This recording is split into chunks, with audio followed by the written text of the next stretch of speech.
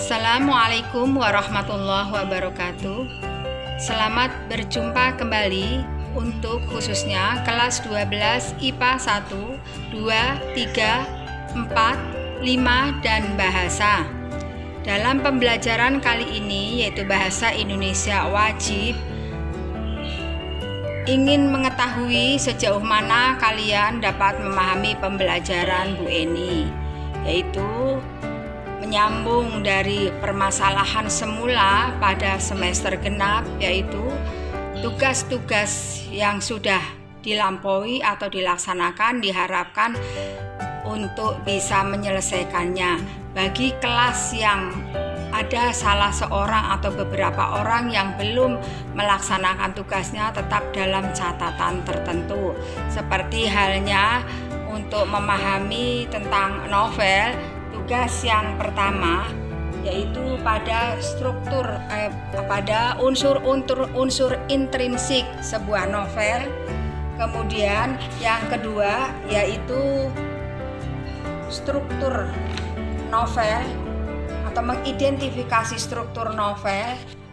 Lihat silahkan contoh yang ada dalam buku Anda pada tugasnya, yaitu halaman 63, halaman 65 tugas berikutnya. Yang kedua, tugas berikutnya yang ketiga yaitu halaman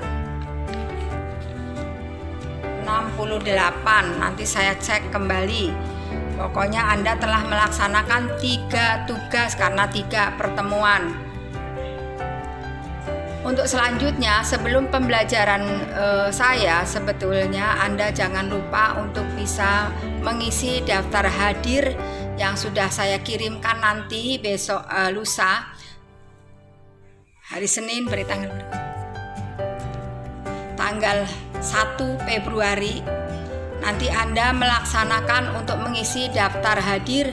Waktunya pokoknya sampai sore, tidak apa-apa, tapi yang saya minta yang diutamakan adalah 1 jam ke depan, yaitu jam 9 nanti saya kirim daftar hadir, jam 10 selesai. Nanti yang belakangan pokoknya saya lihat saja, saya terus sampai jam berapa itu sudah saya pantau untuk mengisi daftar hadir. Kemudian tugas tadi saya sampaikan 1, 2, 3, yang belum yang mana, jangan sampai sudah beberapa kali tanya lagi tugasnya yang mana ya Bu, seperti itu berarti tidak menyimak. Kemudian untuk kali ini pada bab berikutnya yaitu bab 5 atau 2 pada semester genap, Anda akan melihat nanti judulnya yaitu memahami informasi artikel. Untuk pertemuan kali ini, yaitu untuk pertemuan yang kedua menghadapi semester genap, yaitu memahami informasi artikel. Kemudian kita perhatikan bahwa kompetensi dasar antara lain 3.10 mengevaluasi informasi baik fakta maupun opini dalam sebuah artikel yang dibaca. 3.11 menganalisis kebahasaan artikel dan atau buku ilmiah. 4.10 menyusun opini dalam bentuk artikel. 4.11 mengkonstruksi sebuah artikel dengan memperhatikan fakta dan kebahasaan. Namun di dalam kompetensi dasar ada 4 poin. Kita harus tahu dulu tujuan pembelajaran yang paling spesifik kali ini, yaitu memahami karakteristik dan jenis-jenis artikel. 2 poin yang perlu kita perhatikan. Anda perhatikan pengidentifikasi informasi artikel bisa dilihat di situ, yaitu ciri-ciri artikel. Yang kedua, struktur artikel. Dari kompetensi dasar pertama itu yang akan saya bahas 1 dan 2. Berikutnya nanti 3 dan 4 jenis-jenis artikel dengan memahami isi artikel pertemuan berikutnya, juga kebahasaan-kebahasaannya. Pengertian artikel.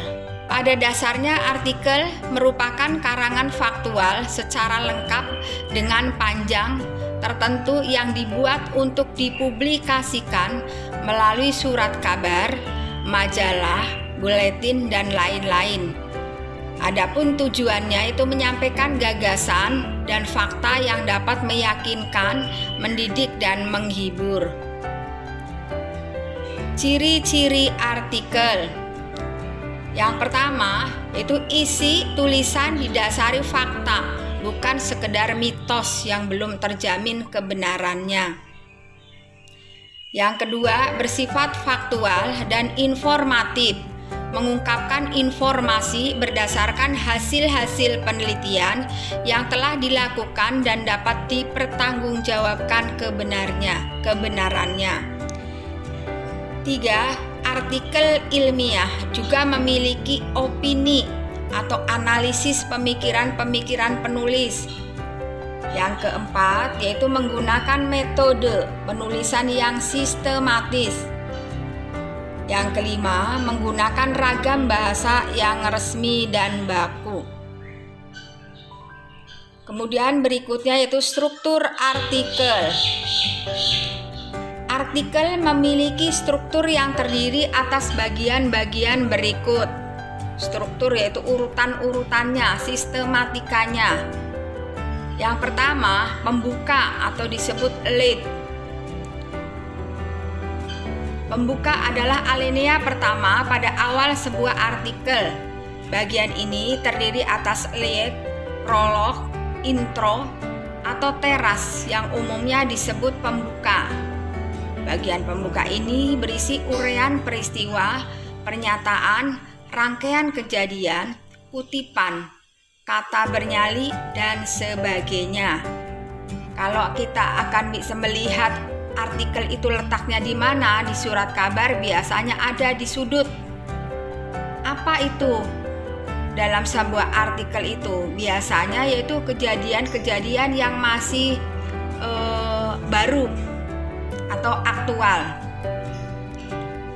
Berikutnya yang kedua, leher.